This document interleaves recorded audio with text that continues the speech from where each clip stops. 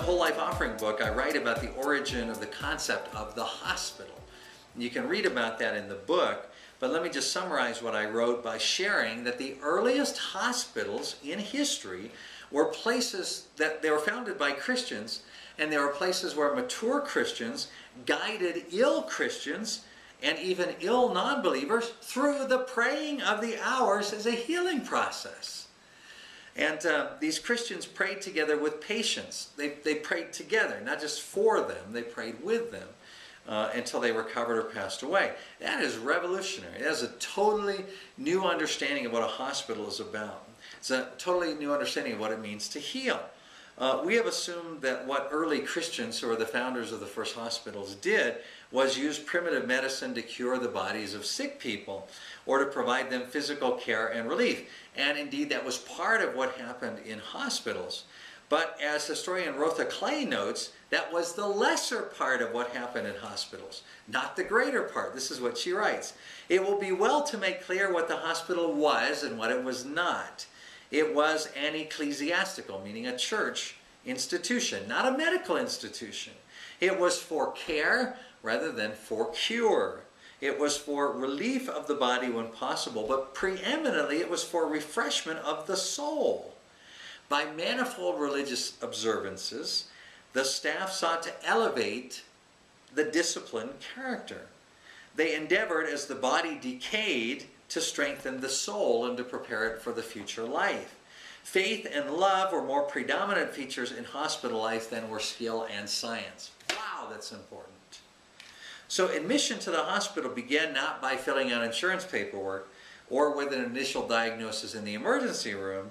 Instead, it began literally throughout Christian history at the very beginning with a solemn oath that was sworn by each patient. I, fill in name here, the which am named into a poor man to be rescued into this hospital after the form of the statutes and ordinations ordained, shall truly fulfill and observe all the statutes, inasmuch as ye long or touch me to my poor Fro Hensworth Tortoise.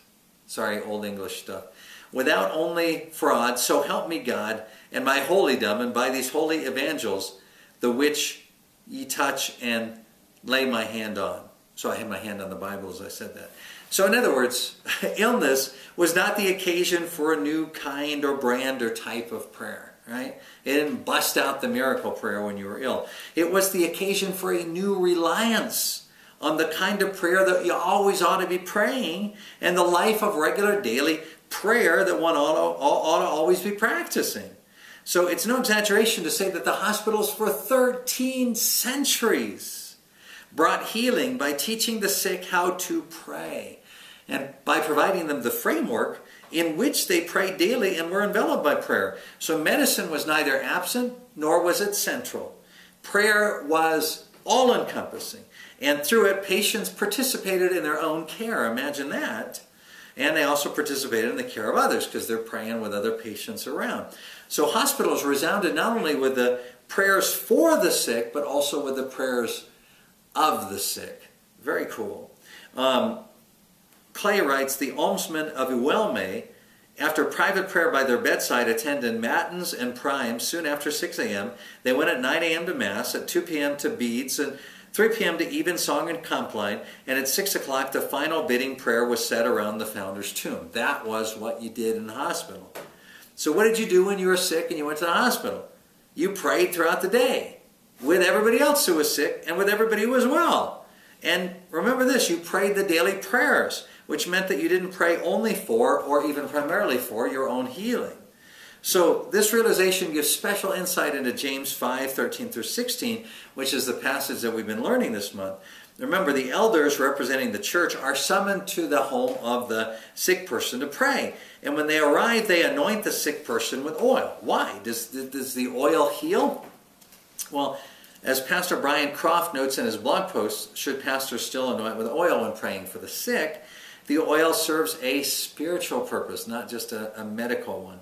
He says there is a New Testament connection with the Old Testament anointing of oil as a setting apart of someone for God's blessing and spirit to come. So this ought to remind you of what we talked about in our first week together this month, which is about illness and the Christian. For the Christian, one is either healed for God's glory, that is to mirror the redeemed body for all creation as a sign of God's intention that the physical creation is going to be healed from sin and illness and death, or one bears illness for God's glory, which means to mirror the fellowship of His suffering to all creation, meaning that when we're sick, we show people that Christ bears sin and illness and death for our redemption. We mirror that through our own bodies as Christians. So either way, whether you're healed or whether you're sick, there is a calling involved. And that calling is signified by what? By the anointing with oil. Sickness, in other words, shouldn't turn you into an object of pity. It sets you apart for a special purpose, which is mirroring into the world Christ's sufferings and His bearing up underneath them in love, focusing on God throughout that process in the midst of one's own misery, and saying hour after hour and day after day, as Jesus did on the cross in Luke 23:46, "Into your hands I commend my spirit."